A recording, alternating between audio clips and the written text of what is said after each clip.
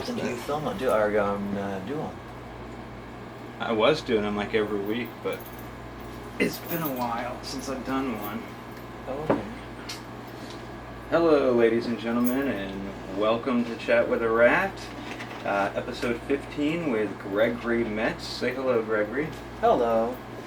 And it's been a while since we've been here, so I apologize if things are dusty. I tried to wipe it down as best I could, but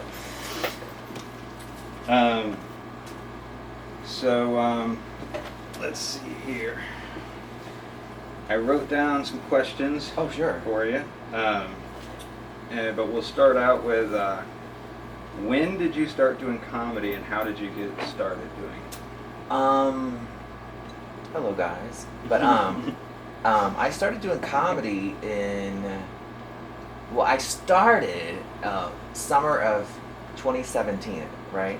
Okay. I went to an open mic, tried one time, and then I never went back because I was scared, right? Oh yeah. Yeah, I was terrified. I was like, oh my god, all the negative thoughts in your head. And I'm like, that everybody's laughing at me, all this stuff, blah blah blah. Right. And then I never went back. And then I saw a comedy class for at the Orlando Improv taught by Carmen Malone. Carmen Malone, yeah. Oh yeah, Malone. Yeah. He's been at the club before. Yeah. Oh, that's right. Mm-hmm. Yeah. At LOL. He was teaching this comedy class, and I signed up for it, and then that's how I got started into it like regularly. Like, because after I did his 10-week class or 12-week class, I started going to open mics like 3-4 nights a week, and then trying to do it regularly, But I mean, I just battled like nerves and being self-conscious. Yeah. Be on stage all the time, And so, what was the class like exactly? Like, did you go there and like with a group of people and do comedy around each other, or like what was it? So it was like about 12, 15 people, I believe, and what happened was he would start off with a rant round. So he'd give you a topic. You go on stage. You have a minute to talk about, like, say, blue shirt. I bought this blue shirt from the mall. It was great. just a blue shirt, ranting about a blue shirt, whatever. So like a lot of like improv stuff. Yeah, like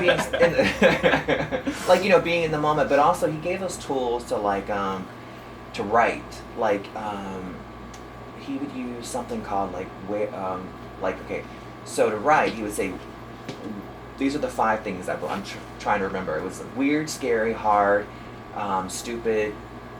I think weird, scary, hard, stupid. Maybe it was just 4. Like, say, for example, you want to write about going to the mall. So what's weird about it? What's hard about it? What's scary about it? What's stupid about it? So, like, he kind of gave us those... Okay, that makes sense. Yeah, sure. So how long did you say you did that for? Like 10, 12 weeks? His class was about 10 weeks, 10, 12 weeks. Okay. And then we had a big showcase at the end, so you got 5 minutes, on the Orlando Improv stage, and, that was really cool. Is that where they had the class at? Was Improv? Yeah, in the Orlando Improv, yeah. Okay. On the main stage. Yeah. Is that where you're from, Orlando? Is that where you live at? Well, I live in Claremont area now. Okay. So kind of close to Orlando. Yeah. I always say West Orlando. Right. But I grew up in a town called Winter Garden, which is like... maybe like 5 minutes from Claremont, but it's actually a big, like, okay, so now when I grew up, Winter Garden was kind of like this kind of like poor town. We had like a Ritchie side town, and then I lived on the other side of the track where like the trailers and like the aluminum siding homes, Oh, right. Yeah. But now there's like all these like people from New York, New Jersey are moving to Winter Garden, and they live in these like really big, huge, fancy homes. Yeah. It seems like they're doing that to lots of parts of Florida right now. Right. Like everyone's moving down here and like pushing out all the poor people. Right. Big nice houses. We have to go to different towns. Exactly.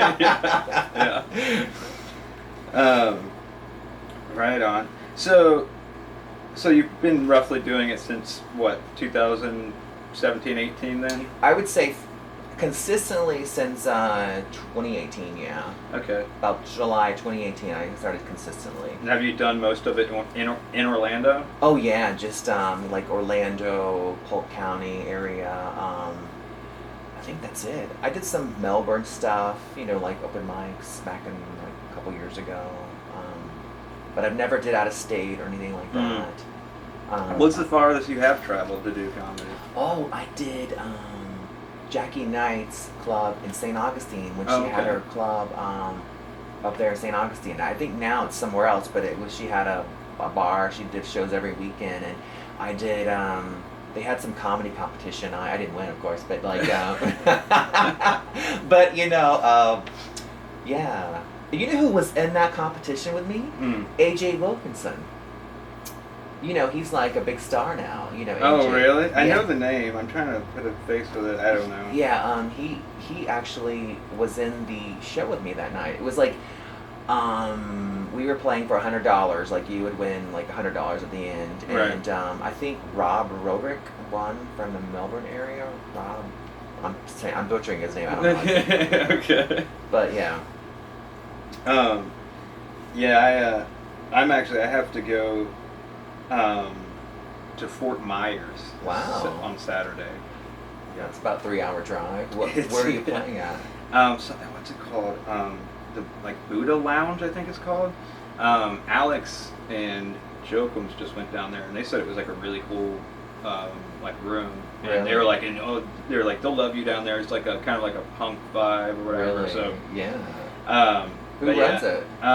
I got booked by a guy named Don. Booked me down there. It was like kind of like a weird, just like coincidence. Like I became friends with this girl on Facebook who started watching my videos, and she was like, "I want you to come down here and perform. You're super funny." And she happened to be friends with that guy Don who booked shows down there. Wow. So showed him my videos. Wow. And then so he contacted me and was like, "Hey, there's people down here saying that they want you to come down here and watch your videos, blah blah." So I was like, "Okay." Wow, that's nice. Yeah. So, hopefully it'll be fun. I'm not looking forward to the drive. I think I might try to get like a cheap hotel down there so I don't have to drive back. Like a 3-hour drive. Yeah, right? Both ways.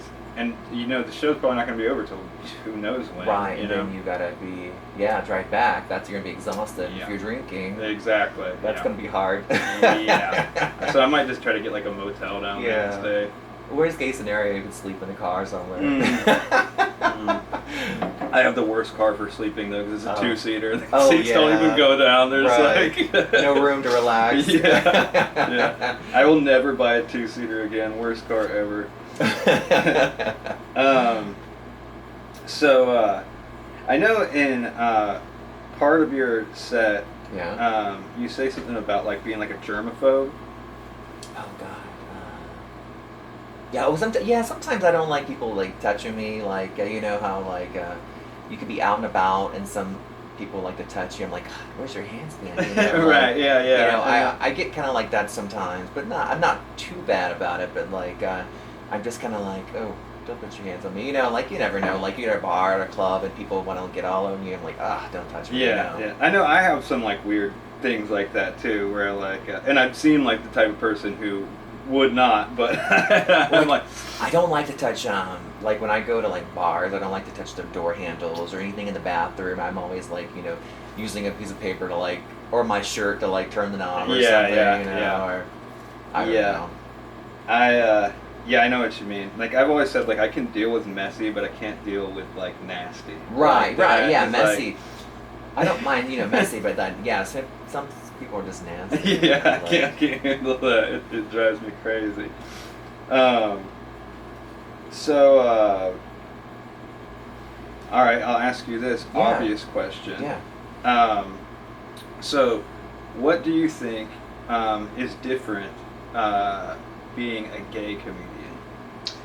I think, I think sometimes people, not everybody, but some people don't want to hear about what I have to say about certain things. Oh, I'm sure. Yeah. Like, I've seen you get up in front of some rooms before and been like, dude, homie's brave, because you can tell it's just not the room. Right. But you always stick to your guns, and I love that. Right, like people don't want to like for example, one time when I first started doing comedy, this guy who was like a veteran comic in Orlando, he's like, he saw me do my set, and I wanted feedback from him, right?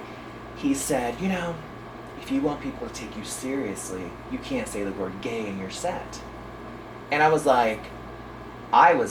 went from 0 to 10. I was so angry. I was like, hold up. So, right, the guy who went up before me, he talked about like, okay, now this guy that went up in the open mic, um, he's really popular in Orlando, and this is a different guy, but he went up, he was very popular in Orlando, people liked him, but he talked about like earning his Red Wings and doing the stuff to his girlfriend. Right, yeah, and I was course, like, wait a minute, so I can't say the word gay. Yeah. But this guy here, so and so, can be taken seriously. He's talking about earning his Red Wings from his girlfriend and all this stuff. I'm like, but it's, Yeah. I can't say the word gay. And Yeah, so that's insane. I hear stuff like that, and people don't want to hear like about relationship dating stories, and I'm trying to move away from talking about anything. Once somebody gave me some really good advice, like this veteran comic from Orlando, a different one. He said, write down everything that happens in your day and like experiences. So I've been trying to like talk about stuff like that versus like dating, relationship stuff, because like I think sometimes gay relationships or gay dating talk kind of makes people uncomfortable. Well, maybe, but I mean that's half of comedy, though. Right, Like, making people uncomfortable. Yeah. That's true. So I mean, it's not necessarily a bad thing. Do you think there's like ways to where it's been beneficial, and other ways to where it's been like a hindrance?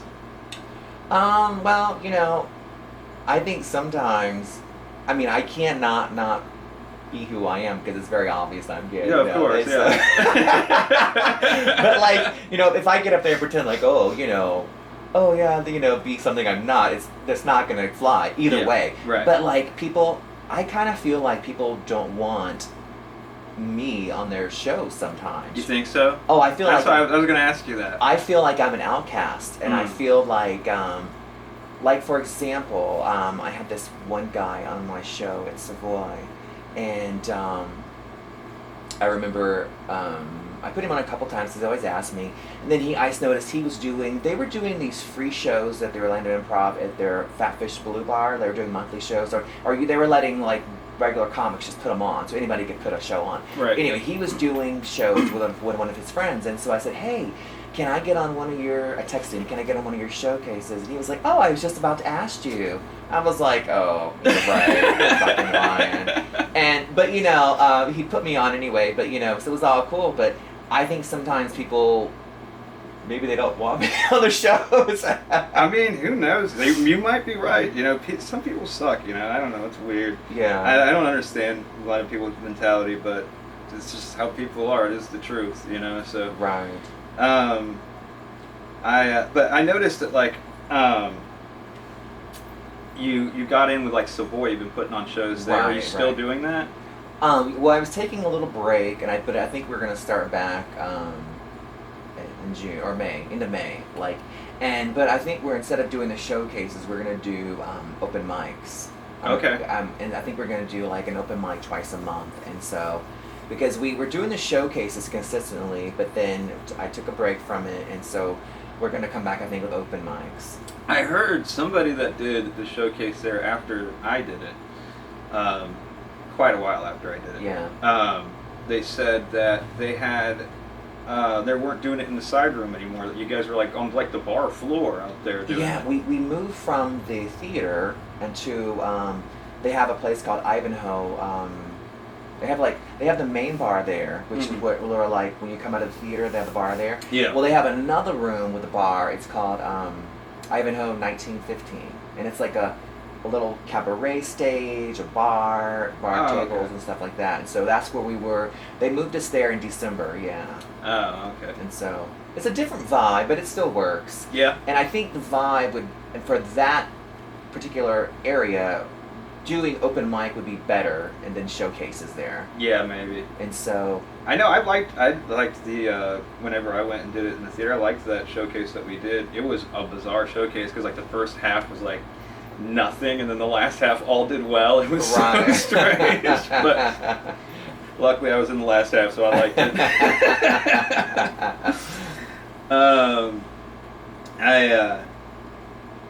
So how much would you say of your set is there like truth behind it?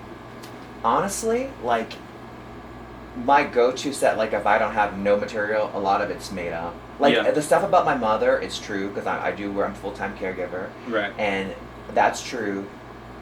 Well, I'm a Cher fan, but like I don't. All the other stuff I made it up. Like that's not none of those screen names are my name. Oh, of course not. Yeah, yeah. And like I don't really like. Here's the thing. I'm trying to, like, like I'm just when I talk, I'm like the stereotypical gay. I sound like, and people expect me to be this person who does like hair, nails, and Right. and I'm not. I'm really like, believe it or not, I'm kind of conservative, in my views and how I live my life. But like when I start talking, the first thing people are think of like is, do you do hair, nails, whatever, makeup, Right. and I don't do any of that stuff, but that's the misconception about me. People think that, so then I don't know. I just try to write it out in my set because it's funny because Yeah. people assume that about me, Right. which I really don't do any of that stuff, and so Yeah, yeah. I mean, like I always say it like I feel like the best jokes. Usually, there are some cases where that's not the instance.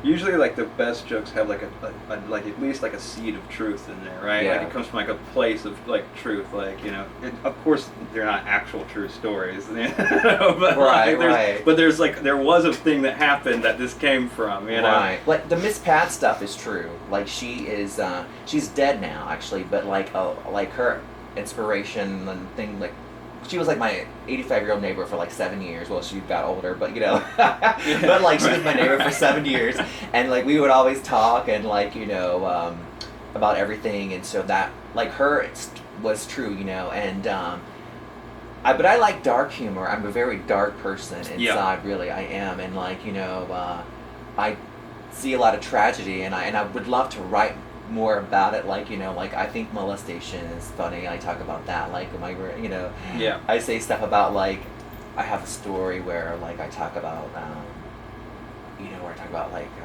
my mom's boyfriend, coming to my room late at night. Oh, yeah, yeah, I yeah. make that's made up actually. My Right, mom, my right. mom's never had a boyfriend. She's been married to the same guy. But I took that from somebody else's story who I was friends with. That was like I guess I can't confirm or deny if they were molested or what happened, but Right.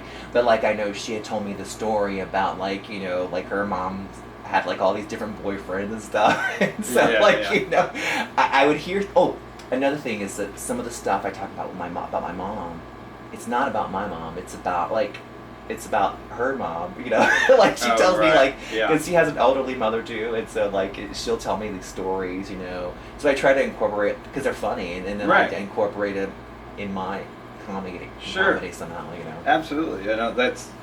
That's how I came up with a lot of my jokes. It's just from conversations I've had with my friends, either about something that happened to me or something that happened to them because I was telling them about something that happened to Right. me.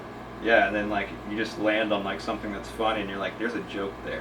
Like, Exactly. That's a joke. I just gotta turn it, twist it up into one. Well, I did an open mic the other night, and I how I carried that bag with me sometimes on stage, right? Mm. And I was going through all my bag, and I was like, God, I have 4 secrets in here, right?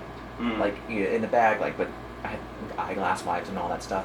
And so I'm on stage the other night holding my bag, and I said, so I cleaned out my car today, and got to stay fresh. And then I said, I realized I have 4 secrets. And I started pulling out secrets out of my bag, and people were laughing so hard. Nice.